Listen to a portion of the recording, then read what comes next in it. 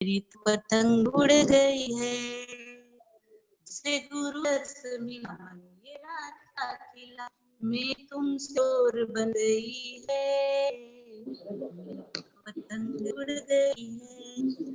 हासिल मिटा दो आज सारे, हो गए हैं गुरु हम तुम्हारे, हासिल मिटा दो आज सारे, हो गए हैं गुरु हम तुम्हारे।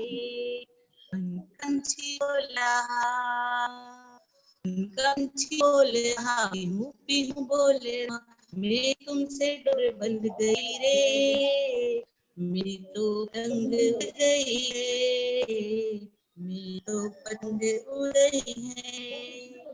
आइए हवाएं बहती, आइए हाय क्यों बहती, आज ये हाय क्यों महकती, आज ये हाय क्यों महकती, खिल रही है कली नाचे गली गली, खिल रही है गली गली नाचे चली, मैं तुमसे डोर बंध गई है, मेरी तो पतंग उड़ गई है, मेरी तो पतंग उड़ गई है।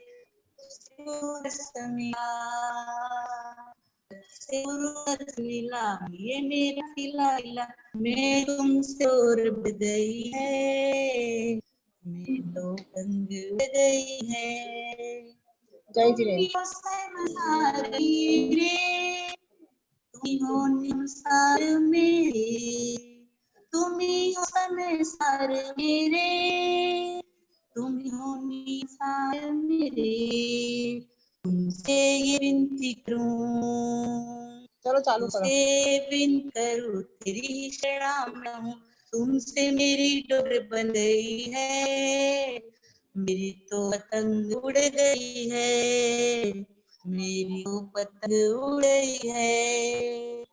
आप इस धरा अनजान बन आए हैं, आप इस धरा अनजान बन आए हैं, दिन दुखियों का ईमान बन आए हैं, दिन दुखियों का ईमान बन आए हैं। जो भी है ऐसे भी अच्छे हैं गुरुवर, जो भी जैसे हो अच्छे मेरे गुरुवर, किंतु मेरे लिए का भगवान बनकर आए हो, किंतु मेरे लिए भगवान बनकर आए हो। जल्दी बोले महारानी भगवान की, संतमणि आचार्य विद्यासागर महाराज की जय। जय जिद्र। साक्षी दी आदेश दीजिए, आगे क्या करना है?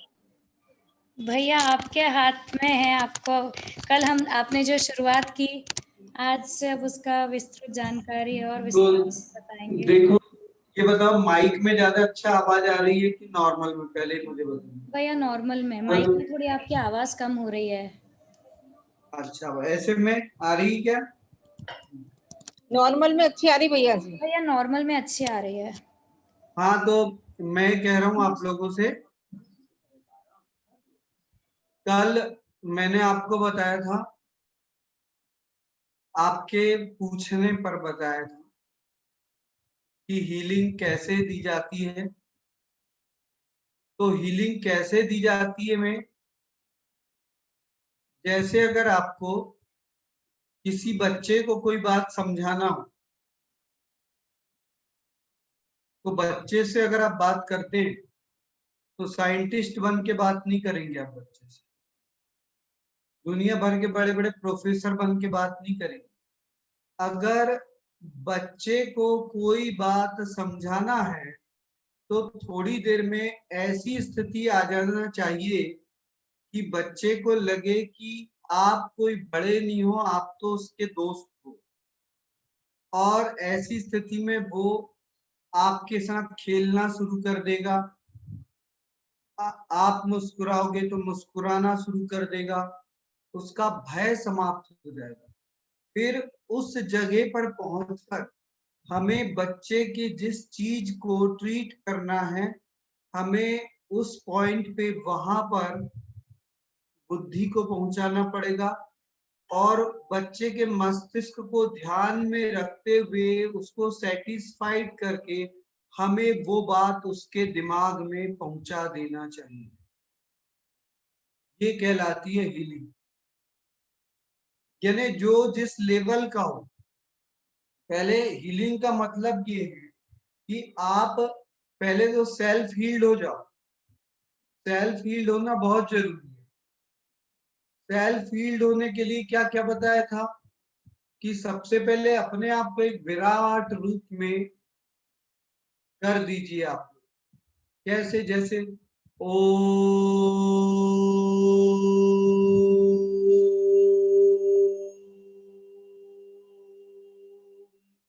पूरे ब्रह्मांड में कण कण में ओम रूप में मैं व्याप्त हो चुका हूं।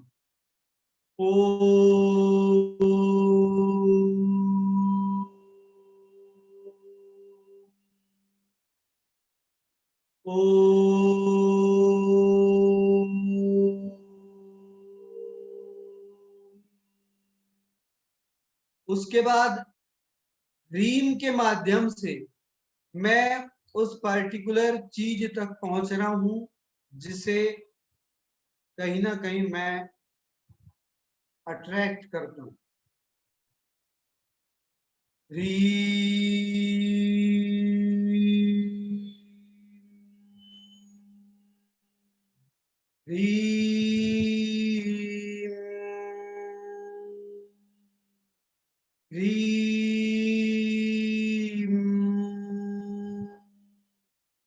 और इस समय आपको यह महसूस करना है जैसे सूर्य की किरण भोर के समय, प्रातः के समय, जैसे ही सूर्य की किरण बुझे हुए कमल पर पड़ती है तो कमल खिल जाता है।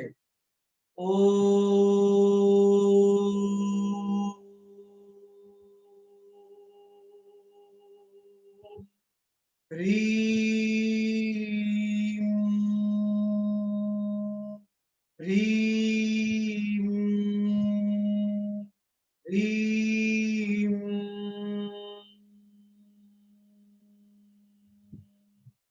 नमः नमः नमः। फिर अब हमको ये फील करना चाहिए, हमने क्या देखा सबसे पहले, इसको दूसरा एक और तरीका है जिससे सेल्फ हीलिंग की जा सकती है। बताऊं क्या दूसरा तरीका भी यदि आप सुनना चाहें तो? बताइए भैया, भैया बताइए। देखो अब मैं आपको एक और दूसरा तरीका बता रहा हूं सेल्फ हीलिंग करने का। सभी लोग ध्यान से सुनिएगा। यदि आप जीवन में बहुत अच्छे हीलर बनना चाहते हैं तो ये जो तरीका मैं बता रहा हूं इसको बहुत ध्यान से सुनिए। अब जैसे आप इसी को 9वें नंबर के श्लोक से सेल्फ हीलिंग करना सिखा रहे हैं। कौन से नंबर के श्लोक से?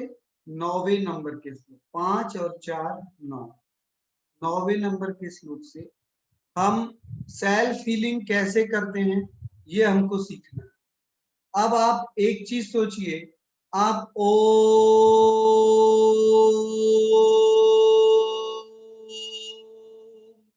और आप ये सोचिए कि जैसे ही सुबह प्रातः काल सूर्य उदित होता है, प्रातः काल के समय सूर्य उदित होता है तो सूर्य की रश्मियां ओम की किरणों को लेकर पूरे संसार में व्याप्त हो रही हैं।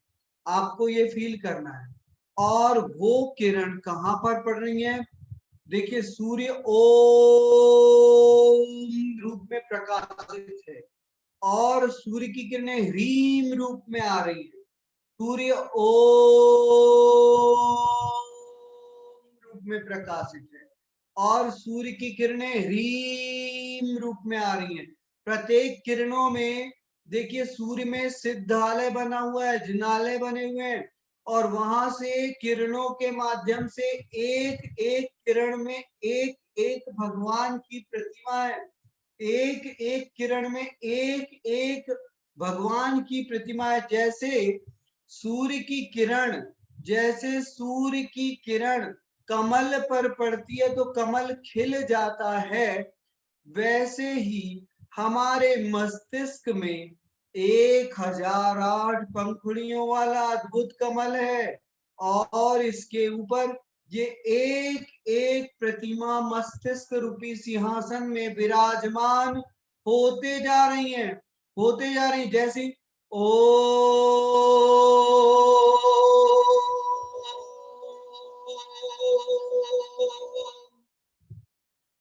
आप ये फील कीजिए कि वही आप अपने आप को ही महसूस कीजिए कि चारों तरफ वही सूर्य प्रकाश और आप भी स्वयं उसी प्रकार से हो गए। ओ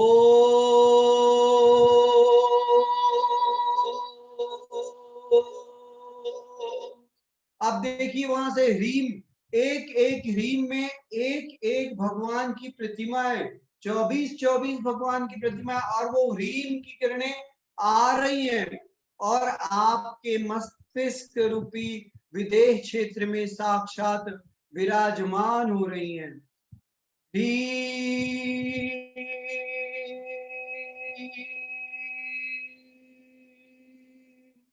और वहां से प्रतिमा यहां तक आए उसके पहले हम अपने सिंहासन को पवित्र कर लेते हैं। हे आदिनाथ भगवान, यदि मैंने इस जन्म में या अनंत के किसी भी जन्म में किसी भी जीव का बुरा किया हो, किसी भी जीव को दुखित किया हो, किसी भी जीव की आंखों में आंसुओं को लाया हो, हे भगवान आपको साक्षी मानकर वो सभी जीव इस संसार में किसी भी दिशा में क्यों ना हो, उन्हें सुखी करें, उन्हें सुखी करें, उन्हें सुखी करें। मुझे क्षमा करें, मुझे क्षमा करें, मुझे क्षमा करें। तथा हे भगवान, यदि किसी जीव ने मुझे दुखित किया था, मेरी आंखों में आंसुओं को लाया था, तो मैं भी उन्हें क्षमा करता हूँ, क्षमा करता हूँ, क्षमा करता हूँ, क्षमा करता हूँ, क्षमा करता हूँ। क्षमा की भावना कैसी होना चाहिए, इस चीज को भी आप लोग बिल्कुल ध्यान कीजिए। क्षमा की भावना कैसा होना चाहिए, क्षमा आपके अंदर में, आपके अंदर में क्षमा की भावना बिल्कुल वैसी होना चाहिए। क्षमा का मतलब क्या है, किसी के क्रोध पे, किसी के हमारे ऊपर किए गए बुरे पे, किसी ने हमारा बुरा किया है उस पे हम उसके इन सारी चीजों को, मेमोरी को अपने मस्तिष्क से डिलीट कर दे रहे हैं। किसी ने भी हमारा अगर बुरा किया था, उसकी यादें यदि हमारे मस्तिष्क में है, तो हमने उन यादों को अपने मस्तिष्क से डिलीट कर दिया है, सदा सदा के लिए परमानेंट डिलीट कर दिया है। बिल्कुल कैसे, जैसे व्यक्ति एक बार अगर मुंह से थूक देता है तो फिर उसके बाद उस थूक को वापस लेता है क्या? नहीं लेता है। उसी प्रकार यदि आपने किसी की बुराई को, किसी की के प्रति आपके अंदर जो घृणा है उसको यदि एक बार क्षमा के द्वारा यदि उसे अलग कर दिया है, तो याद रखिएगा, फिर अगर वो व्यक्ति 50 बार भी आपको मिलेगा तो आपके अंदर, हमारे अंदर उस व्यक्ति के प्रति पिछली बातों को लेकर यदि मैल उत्पन्न है, यानी हमने वही काम किया जैसे किसी ने थूक को थूकने के बाद फिर से रिसीव कर लिया। ये चीज बहुत बड़ी है और इसको समझने का प्रयास कीजिए। क्षमा का भाव जागने के बाद वो दुश्मन अगर हमारे सामने भी आ जाए तो दुश्मनी की भावना रहना ही नहीं चाहिए, वो डिलीट हो जाना चाहिए, मेमोरी कहीं भी नहीं घूमना चाहिए।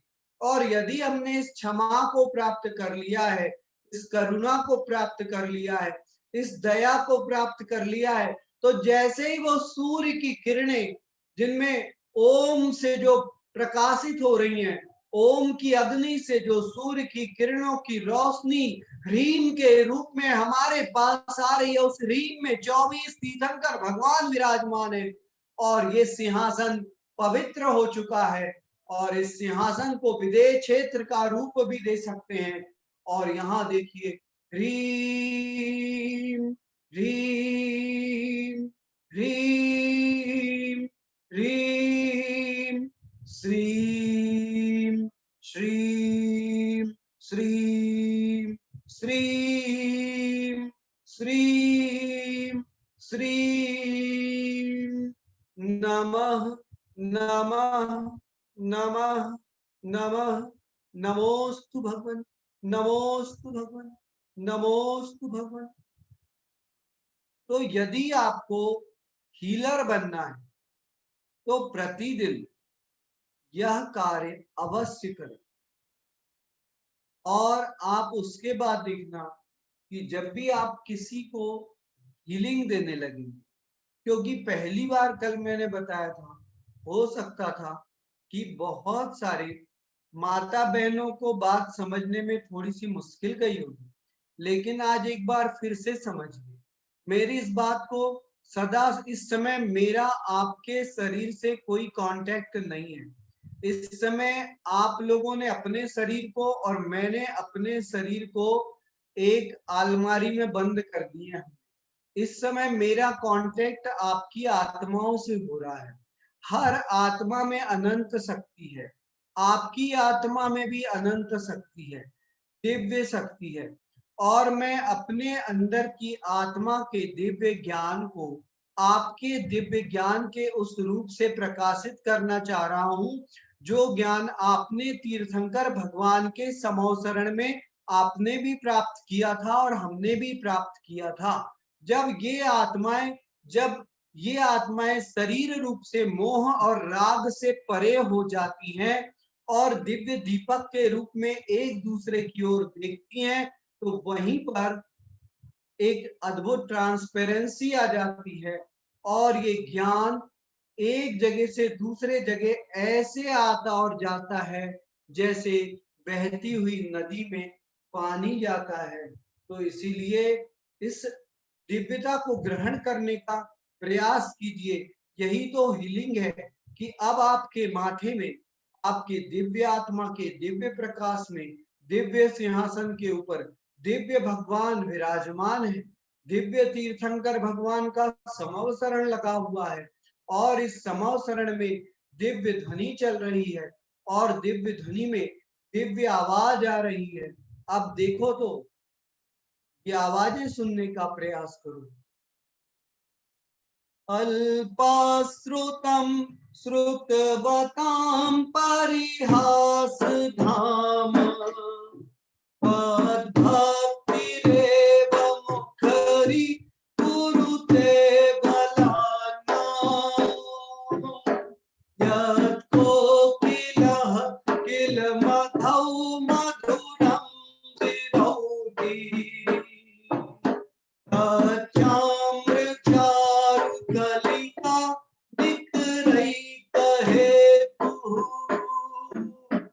अल्पाश्रुतं श्रुतवतां परिहास धाम भक्तिरेव मुखरी कुरुते बलाना यत् कोकिलः किल मधौ मधुरं विरौति चारुकलिका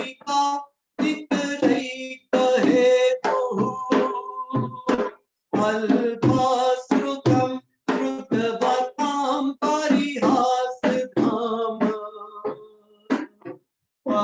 भक्तिरेव मुखरी कुरुते बलाना यत् कोकिलः किल मधौ मधुरं विरौति चारुकलिका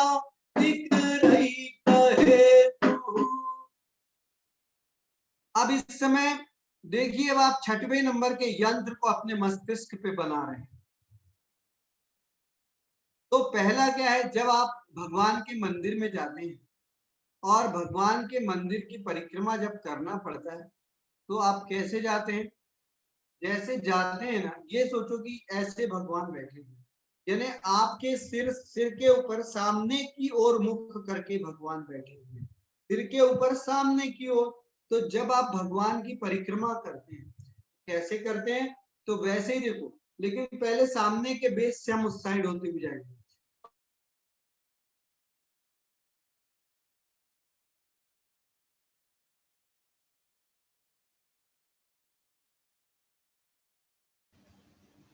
भैया,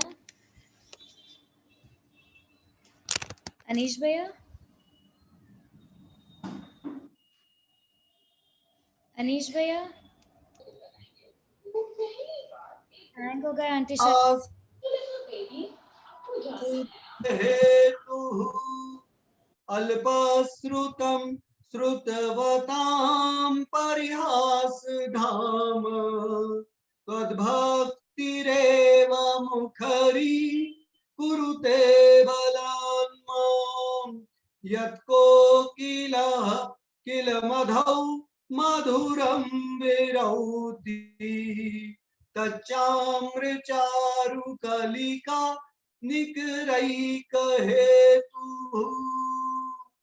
हे भगवान, मैं तो अल्प बुद्धि हूँ प्रभु, मुझ में तो कुछ भी ज्ञान नहीं है, मैं तो अल्प बुद्धि हूँ भगवान, लेकिन मेरी स्थिति बिल्कुल वैसी है प्रभु जैसे कि ग्रीष्म काल में वैसे तो आम के वृक्ष में कभी मोर नहीं आते, फूल नहीं आते, लेकिन जैसे ही बसंत ऋतु प्रारंभ होती है और आम के वृक्ष पुष्पों से सज जाते हैं, मोर से सज जाते हैं, और जो कोयल वहां पर 9 महीने तक चुपचाप बैठी हुई थी, 10 महीने तक चुपचाप बैठी हुई थी, जैसे ही वह कोयल उस आम के पुष्पों को देखती है, मोर को देखती है, तो वो कोयल भी कुह कुह कुह कुह कुह कुह करने लगती है। हे देवादिदेवादिनाथ भगवान, मैंने तो ये परिक्रमा करी है इस विदेह क्षेत्र की, जो इस मस्तिष्क में है, जिसके ऊपर 24 तीर्थंकर भगवान, 20 तीर्थंकर भगवान प्रकाशित हो चुके हैं, और मैंने 6वें नंबर के श्लोक से ये परिक्रमा करी है चारों तरफ की। और अब हे भगवान, मैं उस दिव्य रिद्धि और मंत्र को भी के माध्यम से भी मस्तिष्क की परिक्रमा कर रहा हूँ, चारों तरफ बैठे हुए विराजमान भगवान के चरणों में नमन कर रहा हूँ। ओम ह्रीं श्रां श्रीं श्रूं स्रः हम सम ठः ठः ठः ठः ठः सरस्वती भगवती विद्या प्रसादम कुरु कुरु स्वाहा। और अब इस मंत्र को भी, जो रिद्धि मंत्र है, इसको भगवान के चरणों में स्थापित कर रहा हूं। ओम ह्रीं धीणं ज्रौं ज्रौं नमः स्वाहा। नमो सिद्धाणं नमो सिद्धाणं, आप लोग भी बोलिए नमो सिद्धाणं नमो सिद्धाणं नमो सिद्धाणं नमो सिद्धाणं नमो सिद्धाणं नमो सिद्धाणं नमो सिद्धाणं नमो सिद्धाणं नमो सिद्धाणं नमो सिद्धाणं। और धीरे धीरे धीरे धीरे एक एक भगवान सिद्ध शिला को प्राप्त हो चुके हैं और सिद्ध अवस्था को जा चुके हैं, और अब यह मस्तिष्क सिद्ध क्षेत्र बन चुका है, और इसी सिद्ध क्षेत्र में मैं प्रभु को रखकर, पवित्रता को रखकर संसार के प्राणियों को हीलिंग देने का प्रयास कर रहा हूँ। नमो सिद्धार्थ नमो सिद्धार्थ नमो सिद्धार्थ। तो जय जिनेन्द्र आप सभी को। मैंने अभी आप लोगों को जो एक ध्यान, छोटे से ध्यान के माध्यम से कैसे पवित्रता लाई जाती है बताने का प्रयास किया, मेरा सभी माताओं बहनों से निवेदन है कि वो अगर उनको कहीं कोई चीजें समझने में, देखिए हीलिंग कैसे करना है, आप बाहरी चीजों से कब तक करोगे, हीलिंग अपने अंदर की उस दिव्यता को जगाने का नाम, जो अगर एक बार जग गई, एक आत्मा में इतनी ताकत है कि वो सारे संसार को हिला दे। एक आत्मा में इतनी ताकत है कि वो सारे संसार को हिला दे। और इस प्योरिटी लेवल पे आने के बाद, जैसे मैंने अभी आपको बताने का प्रयास किया, तो वो अगर आप इसके बाद ऐसा भी करोगे ना, तो वो जहां पर भी वो व्यक्ति होगा, वो परमाणु उसको प्रभावित करने लगे। हो ही नहीं सकता, असंभव है। जब सूर्य की किरणों में 24 तीर्थंकर भगवान को बैठाल के माथे पे ला सकते हैं, तो अगर हम ऐसा करेंगे तो क्या किसी परेशान दुखी व्यक्ति के जीवन के दुख दूर नहीं होंगे? बिल्कुल होंगे, बिल्कुल होंगे, और बिल्कुल होंगे ही। तो अभी अब देखो, हाँ, अब आप लोगों को जो बोलना है ना, ओपनली बोला करो, प्राइवेटली वाली बातें नहीं। सबको बताओ, सबके अंदर के सवाल हैं, क्योंकि कई लोगों के अंदर में सवाल आ जाते हैं। तो यदि कभी कोई चीज समझ में नहीं आ रही है, तो आप लोग ओपन में पूछेंगे, तो हो सकता है बहुत सारी भाई बहन आपके जैसे रहते हैं, उनको भी वो चीज नहीं आती है। तो देखिए, हीलिंग देने का जो मूल, एक बार क्या लिखी है इन्होंने, सिखाया कि भैया जी एक बार सर पर कैसे करना है वो बता दीजिए। अरे यार, इतना बताने के बाद तुम लोग को क्यों समझ में नहीं आया अभी तक? इतना मस्तिष्क में, ये देखो, ये पहली लाइन, पहली लाइन, ठीक है। अब यंत्र बना रहे हैं, बोलो आप। चलो साक्षी जी, आप 6वें नंबर का श्लोक की पहली लाइन बोलो। भैया मैं नहीं बोलूंगी, मंजू आंटी बोलेंगे। हाँ, तो कोई और, हाँ, एक काम करो फिर, हाँ बोलो। श्रुतवतां परिहासिनाम देखो ये बनाना, एक मिनट एक मिनट एक मिनट एक मिनट, शांत रहो। ये पहली लाइन, ये पहली लक्ष्मण रेखा यहाँ खींची, ठीक है। अब आप जैसे सोच लो, भगवान सामने की ओर मुख करके बैठे हुए हैं, और फिर आप परिक्रमा किस टाइप से करते हो, फिर सेकेंड लाइन वहां ले जाओ। अब दूसरी लाइन बोलो आप, मेरा उल्टा स्क्रीन दिख रहा हो। हाँ, भक्तिरेव मुकुरी कुरुते बलान् माम्। आप तीसरी लाइन बोलो। यत्कोकिलः किल मधो मधुरं विरोति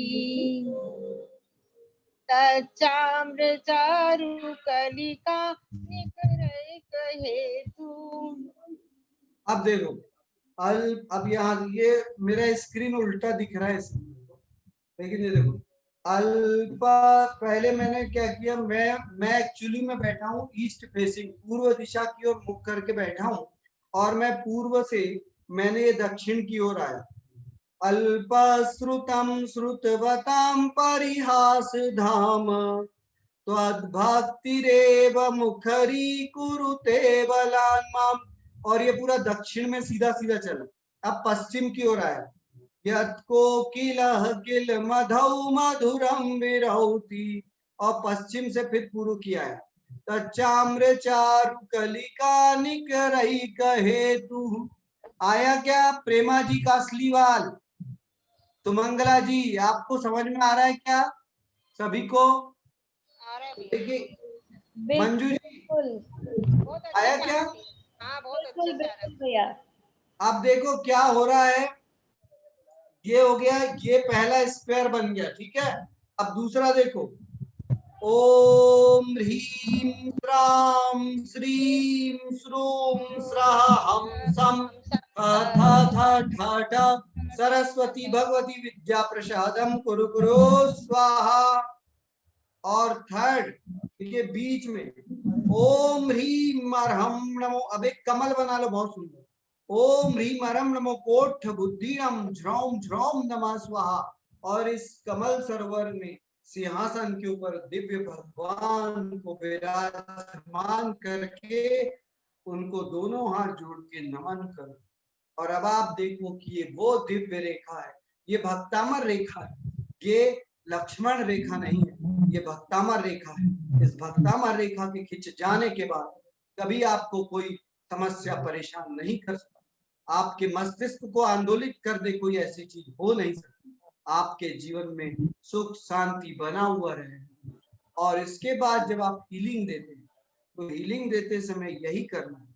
आपको ये सोच लेना है कि इस समय आप उसकी जो आत्मा है उससे बहुत बात कर रहे हो, डायरेक्ट टॉकिंग कर रहे हो। किससे? उसकी आत्मा से, उसके शरीर से नहीं कर रहे, क्योंकि आपको मालूम है कि उसके शरीर में वो ताकत नहीं है कि शरीर अपने आप को ठीक कर ले।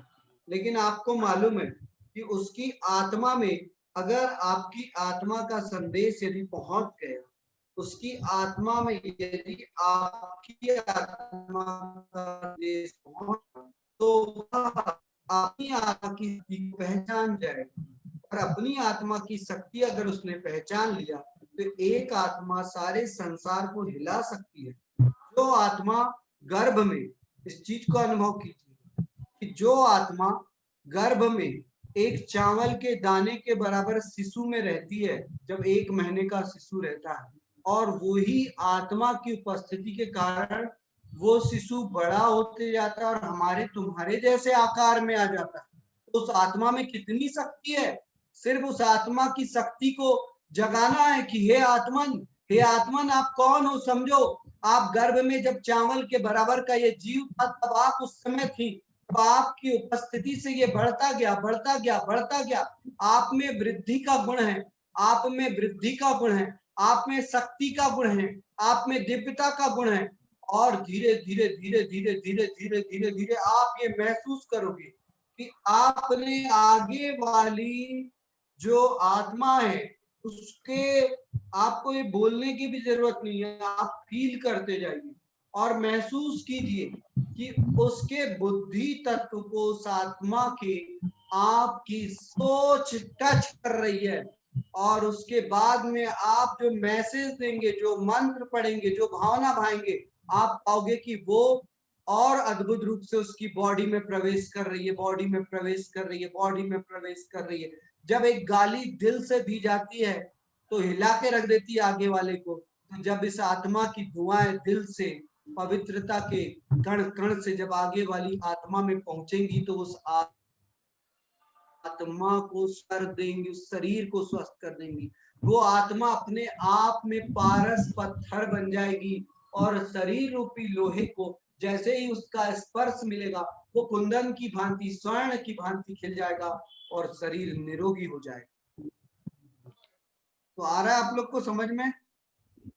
बहुत अच्छा भी ये हीलिंग है, इसको मजाक नहीं समझना।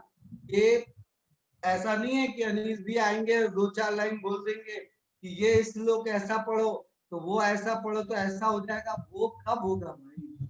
जब आड़म झाड़म बोल के चमत्कार हो जाते हैं। लेकिन नमोकार मंत्र जिंदगी भर भी पढ़ते हैं लोग तो कुछ नहीं कर पाते। क्यों?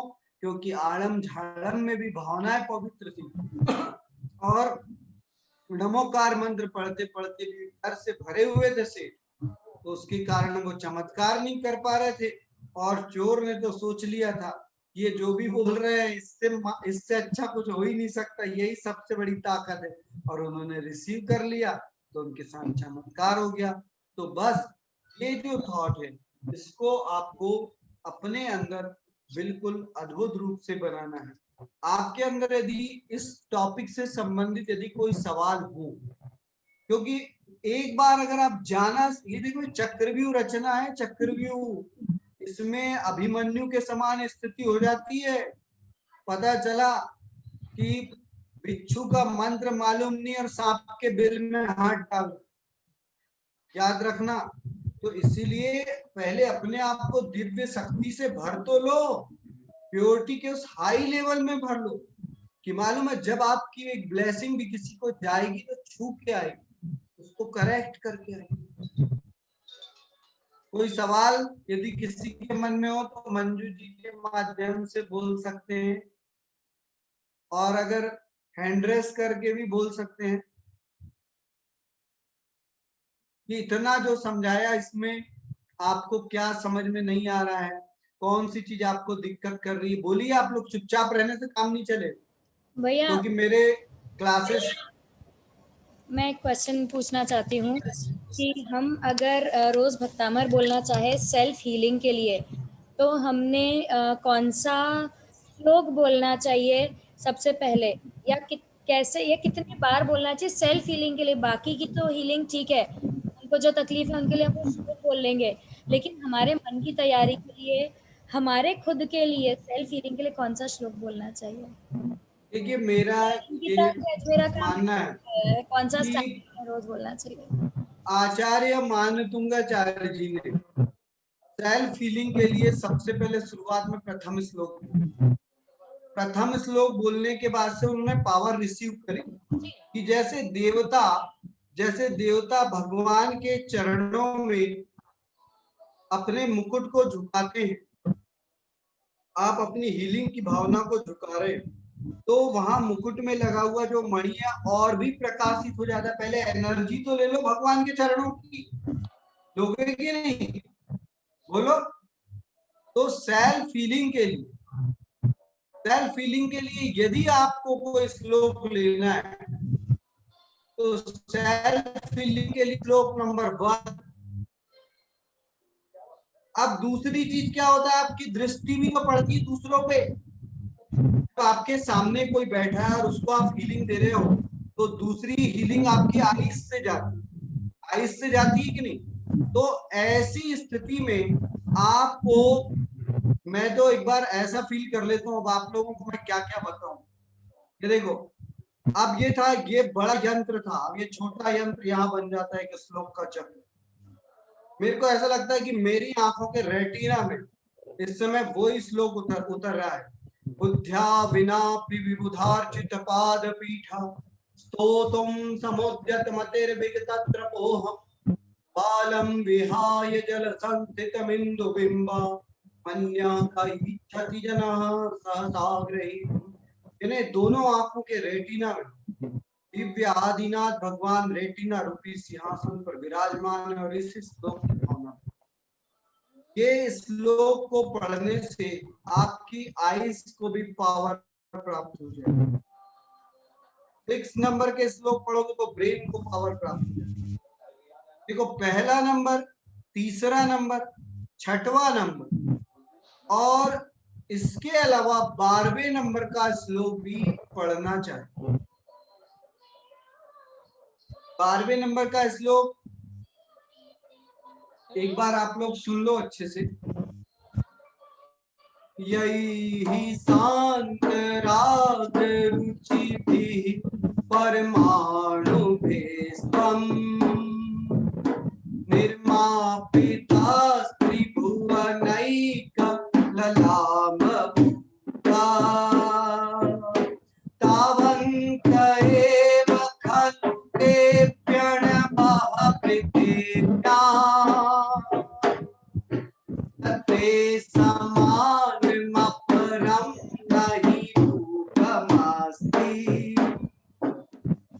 यैहि शान्तराग रुचिभिः परमाणुभिस्त्वं निर्मापिता त्रिभुवनैकललामभूता तावन्त एव खलु ते प्रणवः पृथिव्या ते समानमपरं नहि रूपमस्ति।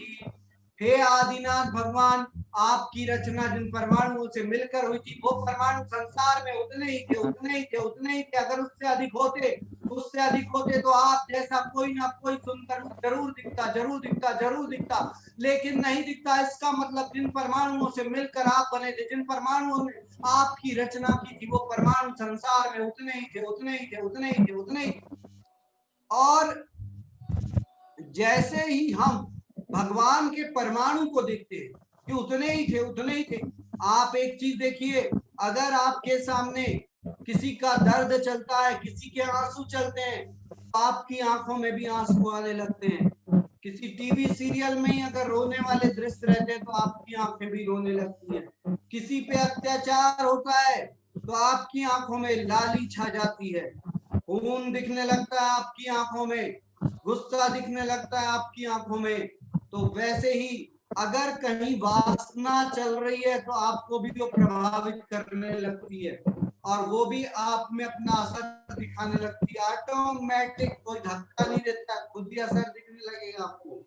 तो वैसे ही जो चीज हमारे सामने चल रही है वो हमको प्रभावित कर रही है, जो सामने चल रही है वो हमको प्रभावित कर रही है। सामने आंसू चल रहा है, हमारी आंखों में आंसू आ रहा है। सामने दर्द चल रहा है तो हमारी आंखों में दर्द आ रहा है, शरीर में दर्द आ रहा है। सामने अत्याचार चल रहा है तो हमारे शरीर में अत्याचार आ रहा है। हमने भगवान के दिव्य रूप को देख लिया है और उसमें आनंदित हो रहे हैं कि भगवान इतने सुंदर है, इतने अद्भुत है, इतने अद्भुत है, इतने सुंदर है, इतने सुंदर है, इतने अद्भुत है, इतने अद्भुत है, इतने सुंदर है, इतने सुंदर है, इतने अद्भुत है। और अद्भुत अद्भुत अद्भुत अद्भुत अद्भुत अद्भुत अद्भुत सोचेंगे हमारे भी शरीर के परमाणु कब कैसे वैसे के वैसे हो जाएंगे हमको पता भी नहीं चलेगा, क्योंकि जो सामने होता है वो हम में होने लगता है। सामने बैठा हुआ व्यक्ति अगर निर्मल मन से आगे वाले के प्रति सोच रहा है कि इसका मंगल होगा, इसका शुभ होगा, इसका अच्छा होगा, तो कैसे नहीं होगा? आपके रोंगटे खड़े नहीं हो रहे हैं क्या? मेरी ऊर्जाएं पहुंचेंगी आपके पास तो बिल्कुल होगा ही होगा। आपके अंदर का क्रोध दूर हो जाए, बैर दूर हो जाए और ये क्षमा भाव आपको प्रकाशित करेगा। और आगे वाले को, मैंने वेंटिलेटर पे जो पेशेंट्स थे, एक नहीं दो नहीं अनेक पेशेंट्स पे मैंने प्रयोग किया। और इसके बाद मैं बता रहा हूं, मैंने देखा है कि कुछ लोग ऐसे थे जिनको डॉक्टर ने कह दिया था कि ये अब नहीं जीत सकता, ये जिएगा ही नहीं। कैंसर पेशेंट को डॉक्टर ने कहा था कि सुबह का सूरज नहीं देखेगा, सुबह का सूरज, और सिर्फ वो होश में था और मैं उसके होश का फायदा उठाना चाहता हूं, मैं उसके होश का फायदा उठाना चाहता हूं। मैंने उसके वेंटिलेटर पे था, डॉक्टर ने कहा था सुबह का सूरज नहीं देखे, और मैंने उसको जाकर सिर्फ इतना कहा था कि मेरा बेटा सुनो, मेरा मेरी बात सुनो। 22-23 साल का लड़का, मैंने बोला ये जो पुस्तक है ना, ये मैंने बोला ये कौन है मालूम है? मैंने ये भक्तामर स्तोत्र ना, मैंने याद रखना ये भक्तामर स्तोत्र है, ये तुम्हारे बड़े भैया हैं। मैंने ये बड़े भैया को मैं तुम्हारे सिर पे रख के जा रहा हूँ, मैंने याद रखना अनीस भैया भले काम ना पाए लेकिन बड़े भैया पे विश्वास को कम नहीं करना। बड़े भैया बहुत शक्तिशाली हैं, तो दिल से एक बार भी बड़े भैया के नाम को छू भी लेगा ना तो कोई रोग उसका कुछ नहीं मिटा सकता। और भक्तामर स्तोत्र का जैसे ही उनको मैंने अष्ट प्रातिहार ध्यान कराया तो मैंने देखा कि ये श्लोक की पंक्तियां जो है ना, मैंने कहा देखो ये कल्प वृक्ष बन चुका है, यहाँ सारी मंगल मनोकामनाएं पूर्ण हो रही हैं। मैं भावनाएं भा रहा हूँ कि आप यहाँ पर स्वस्थ हो गए हो, स्वस्थ हो गए हो। फिर उसके बाद सिंहासन में भगवान को बैठा दे और ये एक एक पंक्तियां चलते रही। और उसके बाद जैसे ही मैं आया तो उसके बाद 2 घंटे के बाद समाचार वहां से डॉक्टर का फोन आया और उन्होंने कहा कि उन्होंने अभी अचानक में उसकी चेकिंग करी तो उन्होंने पाया कि उसकी बहुत सारे फंक्शन बहुत अच्छे से कार्य कर रहे हैं और डॉक्टर ने उसको 2 दिन के बाद वहां से छुट्टी दी। तो ये जिन्होंने कहा था कि सूर्य की प्रथम किरण नहीं देख, राजा का केस भी ऐसा था नागपुर का, जो भक्तामर स्तोत्र की हीलिंग का सबसे पहला केस। और ये उस समय की बात है जब डॉक्टर मंजू जैन ने पीएचडी कर रही थी, उन्होंने 45वें नंबर के श्लोक से पीएचडी कर रही थी। और मेरा विदर्भ जैन न्यूज तो मैं भी कम से कम करीब 25 साल से भक्तामर स्तोत्र की आराधना मैंने भी करी और 20 साल पहले मैंने 21वें नंबर के श्लोक की साधना करी। तो इसी बीच मंजू दीदी से मैंने बताया कि हमारी फ्रीक्वेंसियां मैच होने लगी, क्योंकि मुझे जो पसंद आ रहा था वो उनको पसंद आ रहा था, तो इसीलिए ओवरऑल हम दोनों उस समय से भक्तामर में जुड़ते गए मंजू दीदी।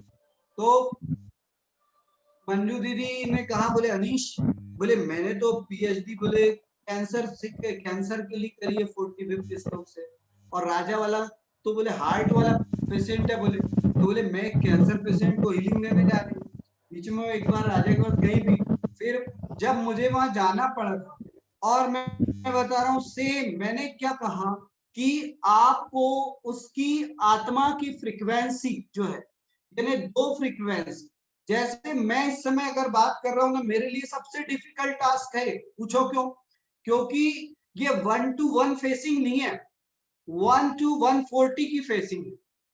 यानी मेरे को अपनी फ्रीक्वेंसी के लेवल को ये 140 लोगों के फ्रीक्वेंसी के लेवल में मैच करना होगा, और यदि मैंने मैचिंग कर दिया ना तो निश्चित रूप से मेरी बातें आपको समझ में आएगी। और जहां भी ये फ्रीक्वेंसी का लेवल नीचे उतर जाएगा या ज्यादा हो जाएगा, ज्यादा होने से वो पहले से ही बुद्धि के से युक्त समझ रहे होंगे अपने को, और कम होने से वो सोच रहे होंगे कि हम इस चीज को समझ नहीं सकते, तो वहां मेरी बातें मैं नहीं पहुंचा पाऊंगा, मैं कितनी भी कोशिश कर रहा हूं।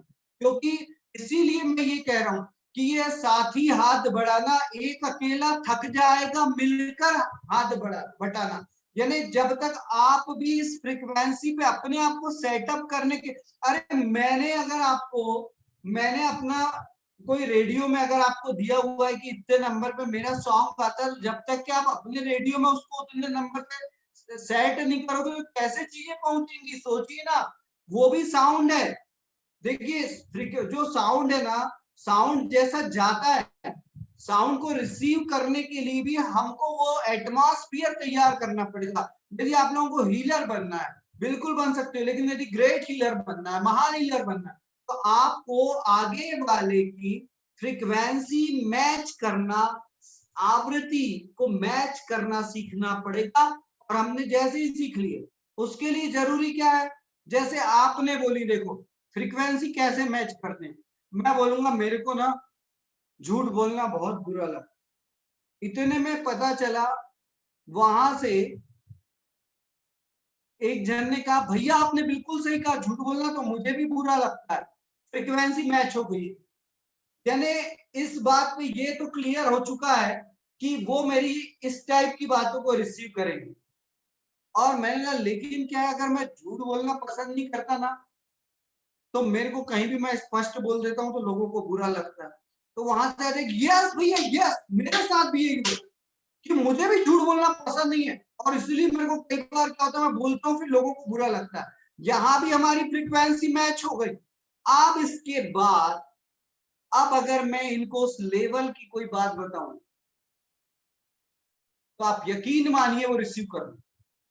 तो हमको क्या है, हमारा फ्रीक्वेंसी मैच क्या कराएगा, बाकी चीजों से मतलब नहीं है। मुझे भी भक्त अमर से प्यार है भैया, आप बोलो भैया मुझे भी प्यार है भक्त अमर से, मुझे भी प्यार है भक्त अमर से, मुझे भी प्यार है भक्त अमर से। यदि हम लोगों को भक्त अमर स्तोत्र से प्यार है तो यकीन मानिए कि हमें प्लेटफॉर्म मिल चुका है, हमारी फ्रीक्वेंसी सेट होते जा रही है।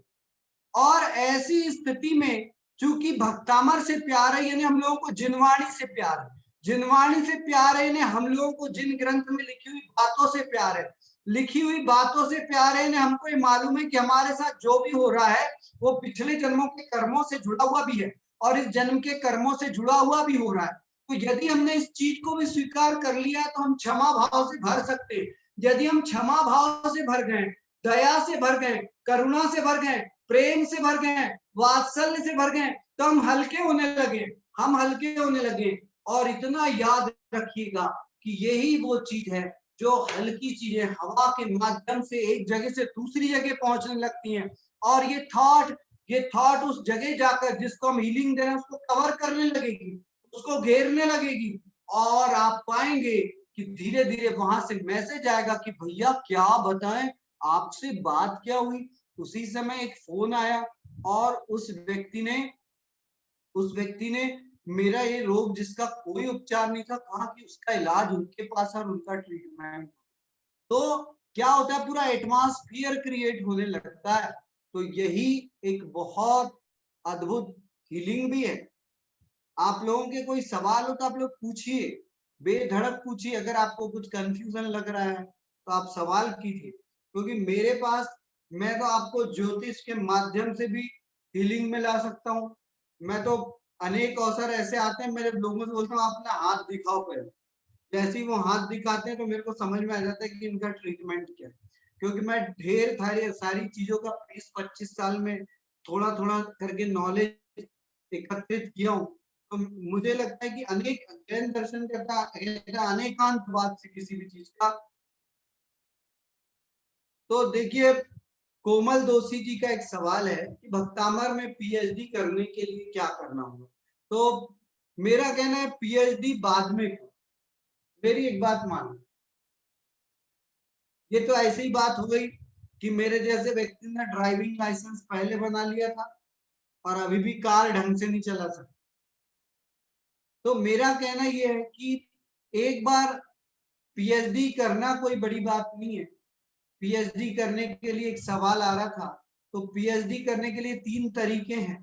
पहला तरीका ये है जो बीएल सेठी जी ने दिया, जो मुझे सर्वोत्तम लगता है,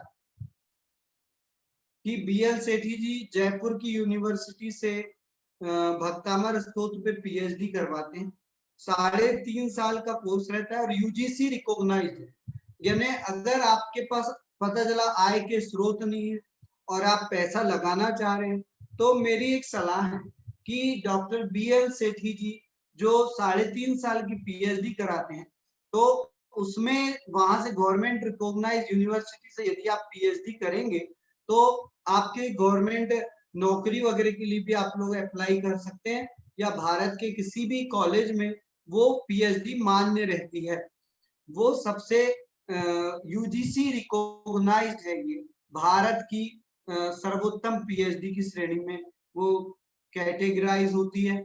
सेकंड नंबर पे हमारी मंजू दीदी भी जो पीएचडी करा रही है श्रीलंका और ईरान वाली जो एक यूनिवर्सिटी है श्रीलंका की, जोरास्ट्रियन, तो उससे भी पीएचडी होती है और वो भी उसके लिए भी। लेकिन देखो पीएचडी एक सम्मान है। जो पहली पीएचडी को अगर छोड़ दो ना, तो बाकी जो 2 पीएचडी है वो सम्मान के तौर पे आपके वो कोई गवर्नमेंट सर्विस में आपको मदद इससे भी नहीं मिलेगी जोरास्ट्रियन वाली, क्योंकि ये भी यूजीसी रिकॉग्नाइज नहीं है।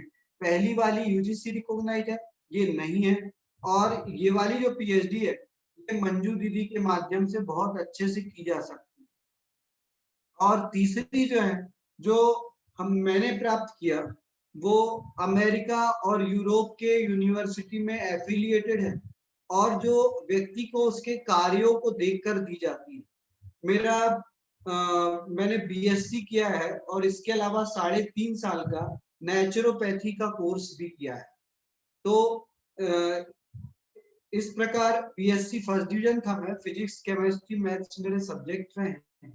इसके बाद नेचुरोपैथी प्राकृतिक चिकित्सा का 3.5 साल का कोर्स किया है। तो मैंने जो पीएचडी किया उस पीएचडी के लिए पीजी की जरूरत नहीं पड़ती, लेकिन ये एक ऑनर है, सम्मान है। इस ऑनर और सम्मान के इसका आप कहीं भी कुछ भी उपयोग नहीं कर सकते। आप नोट करें कि आप सोचें कि किसी गवर्नमेंट सर्विस को पाए, कुछ करें, इस सब चीजों के लिए नहीं। यदि आप निःशुल्क सेवा देना है और आप हमारे क्राइटेरिया में खरे उतरते हैं तो हम आपकी फाइल को आगे तक लेके जाते हैं, आपके द्वारा किए गए सेवा कार्यों को उसकी लिस्ट को बताते हैं और फिर यूनिवर्सिटीज जो है वो आपके इस कार्यों से यदि प्रभावित होती हैं तो ऑनरेबल पीएचडी जो है वो आपको एक उपाधि मिलती है। इसमें आप चारों तरफ डॉक्टर लगा के घूम सकते हो, क्योंकि एक ऑनर है, सम्मान है बहुत बड़ा आपके। तो ये 3 प्रकार से पीएचडी होती है, तो जिसमें जिसको जो करना है वो कर सकता है। लेकिन इतना याद रखिए, यदि आपके पास पैसा, इन सब में पैसा भी लगता है, तो यदि आपको वहां निःशुल्क सेवा करनी है तो उसके लिए आप साक्षी जी से संपर्क करना, हम जरूर कराने का और प्रयास करेंगे, लेकिन बिना मेहनत कराए मैं देने पे यकीन नहीं रखवा। कम से कम क्या है, उस ऊपर वाले को आदिनाथ भगवान के सामने मुंह दिखाने के लायक तो है कि जिनको पीएचडी बनाया ना भगवान वो, और जो पीएचडी नहीं भी करें, मैं ये नहीं कह रहा कि आप लोग पीएचडी ही करें, पीएचडी नहीं भी करेंगे ना तो आप लोग जब किसी से बात करोगे ना तो उसको लगेगा कि सारी कौन से जन्म का पुण्य था भगवान जो इतने अद्वितीय जीव से बात करा रहे। अगर ये मालूम है आप लोगों के बात करने से किसी के अंदर ये सोच डेवलप हो तो आप यकीन रखिएगा आपकी पीएचडी हो। इसमें कोई पैसा भी नहीं लगता, 1 पैसा नहीं लगेगा ये वाली पीएचडी करने, आप इतना नोट करके रखिए। इसीलिए यदि ये जो ट्रेनिंग मैं दे रहा हूं, देखो मैंने ये ट्रेनिंग की शुल्क ये है कि आप लोगों के चेहरों पे मुस्कुराहट आए। इस ट्रेनिंग की शुल्क ये है कि आपके परिवार में मेरा बार बार ये देखो, एक हीलिंग, एक और चीज समझ, मैं एक सास बहू की हीलिंग सिखाना चाह रहा हूँ, आपको सिखा दूं क्या? सास, चूंकि दिगंबर जैन महासमिति का कार्यक्रम है, इसलिए मैं सास बहू की हीलिंग सिखाऊंगा। मेरे पास ग्रुप में 1500 प्रेग्नेंट वुमेन है, माताएं, और सबसे ज्यादा अगर ये स्ट्रेस लेके बैठते हैं तो ज्यादातर मैटर रहते हैं सास बहू। बहुत जरूरी है सब लोगों का भैया। तो मैंने उनको एक चीज बोला, स्पष्ट बोला, और जो आपको बताना चाहूँ कि पिछले जन्म में एक माँ का एक बेटी से बहुत प्यार था, माँ का बेटी से बहुत प्यार था, और माँ बोलती थी कि बेटा तू अगर चले जाएगी तो मैं कैसे जीऊंगी, बेटा मैंने तेरे को देख देख के अपने जिंदगी के समय लम्हे काटे हैं, आज तू बड़ी हो गई, बेटा काश तू और मैं हमेशा एक साथ रहते, एक ही साथ अंतिम समय तक हम लोगों का साथ रहते। इतना प्यार करते थे यार, वो माँ बेटी इतना प्यार करते थे कि हद से ज्यादा प्यार करते। लेकिन उसके बाद क्या हुआ कि उसी बेटी की शादी हो गई, वो बेटी पराई हो गई। जो माँ और बेटी एक दूसरे के बिना नहीं जीते थे, अब वो बेटी भी पराया धन हो गई। अब उसके लिए माँ तो है, लेकिन अब उसके लिए परिवार हो नहीं रहा, वो दूसरे परिवार की हो गई। अब ऐसी स्थिति में जब वो माँ और बेटी पिछले जन्म में जब मृत्यु को प्राप्त हुए, तो बोलते हैं ना, इतना भाव मत बांधो, इतना भाव मत बांधो कि बंद हो जाता है, और बंद हो जाता है तो इस जन्म में वो सास बन के गई तो वो बेटी बन के बहू बन के, क्योंकि दोनों ने किया, देखो दोनों ने इतना प्यार किया था कि अब क्या हुआ, मैंने बोला कि वो देखो वो सास बन के आई है तो ये बहू बन के आई है।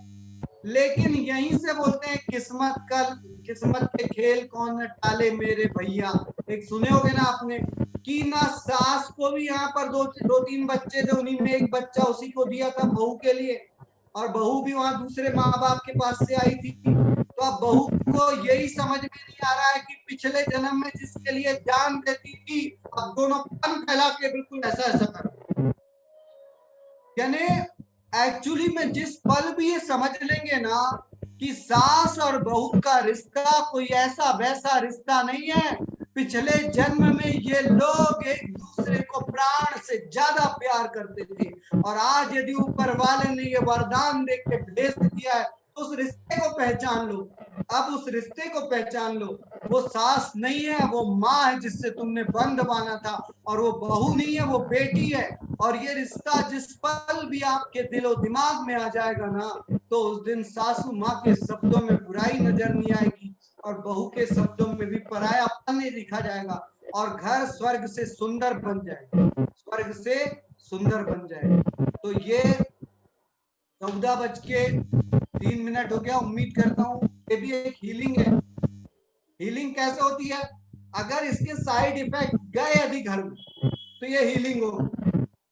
यही तो है ना, किसी के दिमाग में, अब मैं ये आपके, लेकिन ये वायरस नहीं कहूंगा, किसी के दिमाग में ऐसा वायरस डाल दिया जाए कि वो वायरस घर की खुशियों को बढ़ाएगा ही बढ़ाएगा ही बढ़ाएगा ही बढ़ाएगा ही, और घर स्वर्ग से सुंदर बन जाए। और ऐसे अगर सारे घर हो जाएंगे तो बताइए, फिर तो सबसे बड़ी हीलिंग तो परिवार का सौंदर्य है। तो बस इतना कहने के साथ मुझे लग रहा है कि 14:03 हो गए, और भी यदि कुछ 5 मिनट 7 मिनट यदि आपको लगता है, लेकिन ये छोटी छोटी बातें ही हीलिंग है। आप इतना सब करने के बाद ये मत पूछ लेना मेरे से, अरे साक्षी तुमने वो अनीस भैया को बुलाई, वो तो हीलिंग देने वाले थे, वो तो दुनिया भर की बातें करके निकल गए, हमने पीएचडी का पूछा तो गोल मोल घुमा के निकल गए, तो फिर ये हीलिंग क्या हुई? तो मैं ये बता कर, हीलिंग का मतलब ये नहीं है कि मैं आके आपको धक्का दूंगा कि हिलो हिलो हिलो, समझो समझो समझो।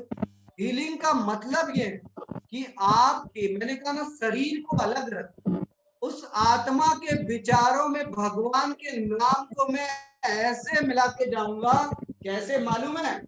4 लाइनें सुन लो क्लोजिंग की।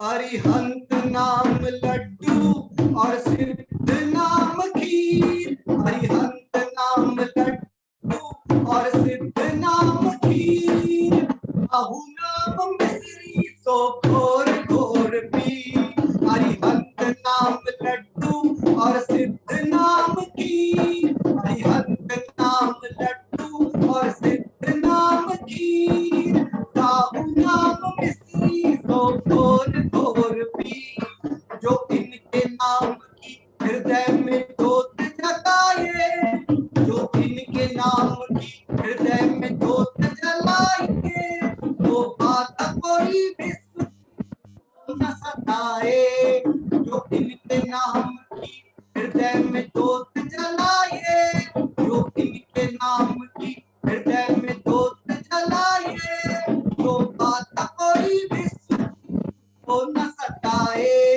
गुरु दे रहे हैं बूटी,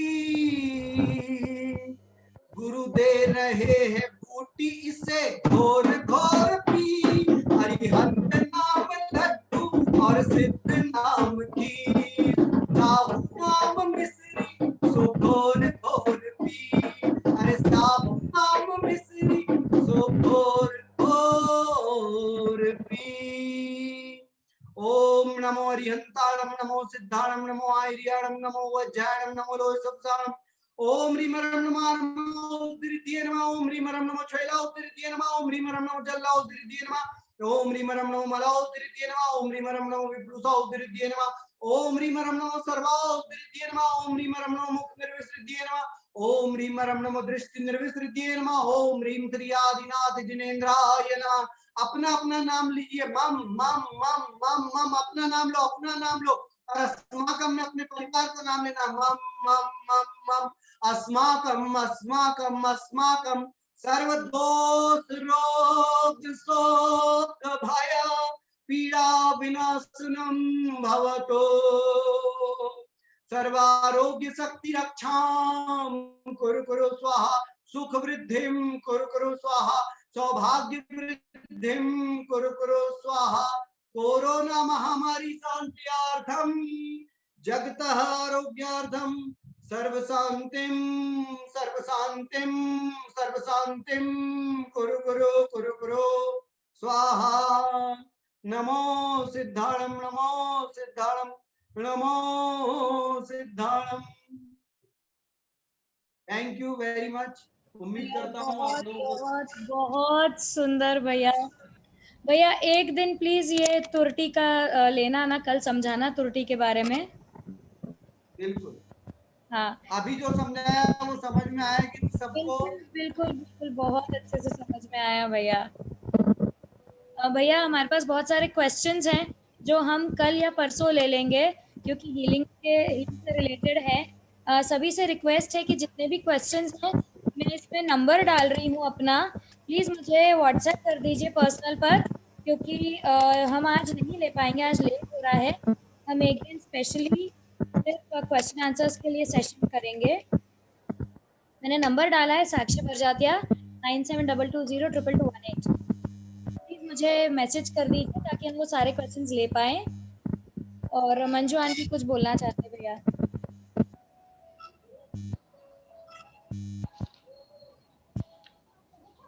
मंजू आंटी? हाँ, आज अनीस भैया ने छोटी छोटी बातों में हमें बहुत ही अच्छी तरह से अपने जीवन को परिवर्तन करने के नुस्खे बताए, और मैं आशा नहीं पर पूरा विश्वास रखती हूँ कि जितने भी लोग जुड़े हुए हैं सभी लोग अपने जीवन में अपनाएंगे और एक हीलर बन जाएंगे अनीस भैया के सानिध्य में। अनीस भैया आपको बहुत बहुत धन्यवाद, बहुत बहुत धन्यवाद। कल फिर मिलेंगे आप। जय जिनेंद्र, थैंक यू भैया, थैंक यू सो मच। चलो मुस्कुराते रहो, प्रसन्न रहो आप सब लोग। भैया आपको देखते से ही वो स्माइल आ जाती है, वो हटती नहीं है। भैया मुझे आपसे एक पर्सनल बात करनी है थोड़ी सी। ठीक है, आप कभी फोन लगा लेना, जब भी मैं फ्री रहूंगा ना मुझे मैसेज दे देना। और सभी लोग सुखी रहे। देखो अभी हमारे भक्तामर गर्भ संस्कार की माताएं भी यहाँ पर आती हैं और हीलिंग करके निकल जाती हैं, आपको मालूम नहीं है। अभी एक माता ने मैसेज दी कि जैसे ही भैया आप हीलिंग दे रहे थे मेरा बेबी जंप कर रहा था। मैं देखा हमारे पूरे बच्चे ना मेरी आवाज पहचानते हैं, वहाँ पर भक्तामर गर्भ संस्कार में रोज ध्यान कराते ना तो सुनते रहते हैं। तो वो कहीं भी आने वाले 20-25 साल बाद भी कहीं वो आवाज सुनते रहेंगे ना तो उनको रुक जाएंगे वहाँ। भैया आपकी आवाज में इतना जादू है कि जब भी भक्तामर हम पाठ करते हैं मेरे दिमाग में आपकी आवाज गूंजते रहती है। ऐसे पढ़ना है अनीश भाई, ऐसे पढ़ते दिमाग में आपकी ही आवाज गूंजती है। कितने भक्ति से पढ़ना है कि कुछ और क्या हो रहा है आसपास उसका कुछ पता ही ना चले। और देखना बिल्कुल भक्ति से, मैं तो सोच रहा हूँ कि इस 15 दिन में मालूम है आप लोगों की आत्मा में भी प्योरिटी के उस लेवल को खूब दूं मालूम कि फिर ना उसके बाद ना आप अगर आंखें खोलोगे ना तो बड़े आंखें बंद करूं या खोलूं मुझको दर्शन दे देना, और दर्शन दे देना प्रभु जी दर्शन दे देना, आंखें बंद करूं या खोलूं मुझको दर्शन दे देना। और आंखें बंद करोगे तो भी आदिनाथ भगवान दिखेंगे, आंखें खोलोगे तो भी आदिनाथ भगवान दिखेंगे। जय जिनेंद्र। थैंक यू भैया, जय जिनेंद्र। तभी से जय जिनेंद्र हमारे साथ जुड़े रहिए। कल हम 9 बजे शुरू करेंगे क्लास अनीश भैया के साथ। आप सभी का बहुत बहुत धन्यवाद, बहुत बहुत जय जिनेंद्र। जो भी क्वेश्चंस हो वो मुझे नंबर पर भेज सकते हैं 972221 हम सभी के एक दिन सिर्फ क्वेश्चन आंसर्स का ही करेंगे। थैंक यू जय जिनेंद्र। जय जिनेंद्र आंटी, कैसे हो सुषमा? थैंक यू साक्षी। जय जिनेंद्र संगीता आंटी। जय जिनेंद्र, थैंक यू साक्षी, बहुत अच्छी आंटी मेरा तो कुछ है ही नहीं, अनीश भैया का है पूरा। सुषमा आंटी अनम्यूट कीजिए ना। क्लास है, बहुत ही मजा आ रहा है, तुम्हारी वजह से ही क्लास गई है। मेरा क्या, अनीश भैया ने एक बार में हाँ बोल दिया। आंटी सुषमा आंटी कैसी तबीयत है आपकी? अनम्यूट कीजिए ना आंटी। चलिए मैं आपको कॉल करती हूँ सुषमा आंटी। जय जिनेंद्र आंटी।